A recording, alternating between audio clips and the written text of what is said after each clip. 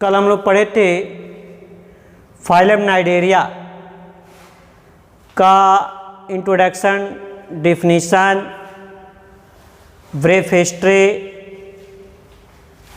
और some important characters. आज हम लोग पढ़ेंगे फाइलम नाइडेरिया का क्लासिफिकेशंस। तो जीवन वृत्त में रूपता अर्थात पॉलिप और मेड्यूसा दो रूपों के आधार पर फाइलम नाइडेरिया को जो है 3 वर्गों में बांटा गया है, जिसमें पहला वर्ग है हाइड्रोजोआ, दूसरा वर्ग है स्काइफोजोआ और तीसरा वर्ग है एंथोजोआ। हाइड्रोजोआ जिसके अंतर्गत जो है हाइड्रा आता है।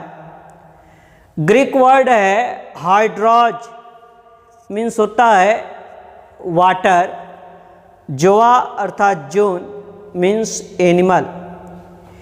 ये अधिकांश जो है समुद्री होते हैं, कुछ जो है ऑल ओवर जलीय भी होते हैं, एकाकी अकेले भी रहते हैं या स्वतंत्र रूप से संघचारी होते हैं।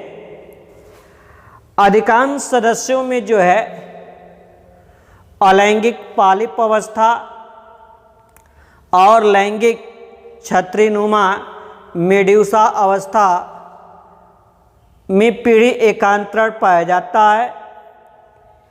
मिसोग्लिया जो है कोशिका विहीन होती है।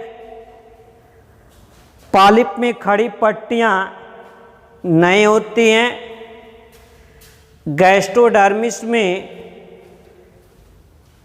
दंश कोशिकाएं अनुपस्थित होती हैं और मेड्यूसा में छत्रीनुमा शरीर के किनारे जो है पेशी युक्त पेशियाँ पाई जाती हैं, पट्टियाँ पाई जाती हैं।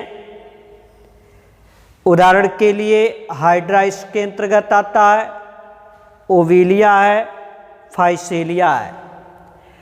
ऐसे दूसरा जो क्लास है वह है स्काइफोजोआ।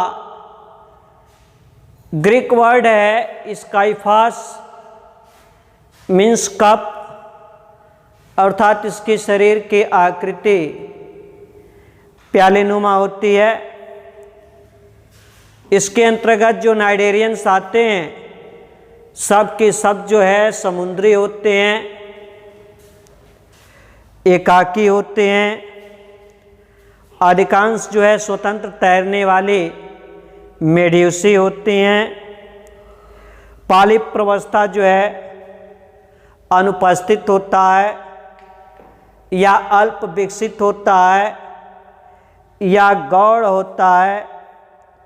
मेड्यूसा में जो है मिसोग्लिया स्तर मोटा होता है, जेली सदृश दिखाई देता है, इसलिए इसे जेली मछलियाँ या जेली फिश भी कहते हैं।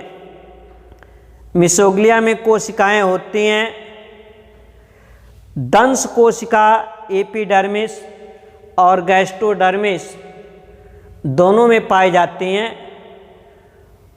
उदाहरण के लिए ऑरिलिया, राइजोस्टोमा इस स्काइफोजोआ वर्ग के अंतर्गत आते हैं। और तीसरा जो क्लास है वह है एंथोजोआ।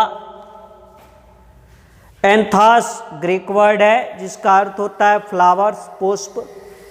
जैसे किसी टोकरी में जो है पुष्प रखे हो वैसे दिखाई देता है, जैसे सी एनिमन, समुद्री एनिमन, ऐसे ही दिखाई देता है। आधार वस्तुओं से चिपके केवल पॉलिप रूप में समुद्री नाइडेरिया एकाकी होते हैं या समूहों में स्वतंत्र तैरने वाले संघचारी भी होते हैं। चपटे आधारशिला के चपटे सिरों के द्वारा ये शिलाओं से चिपके रहते हैं, चट्टानों से चिपके रहते हैं। मिसोग्लिया में कोई कोशिका मिसोग्लिया में जो है कोशिकाएं और तंतु उपस्थित होती हैं। स्टिंगिंग सेल अर्थात दंश कोशिकाएं जो है एपिडर्मिस और गैस्ट्रोडर्मिस दोनों में होती है। जनन कोशिकाएं जो हैं गैस्ट्रोडर्मिस में बनती हैं और अनेक एंथोजोआ में कंकाल होता है। इस कंकाल को हम कोरल कहते हैं, जैसे समुद्री एनीमान, मैड्रीपोरा आदि जो है इसके उदाहरण हैं।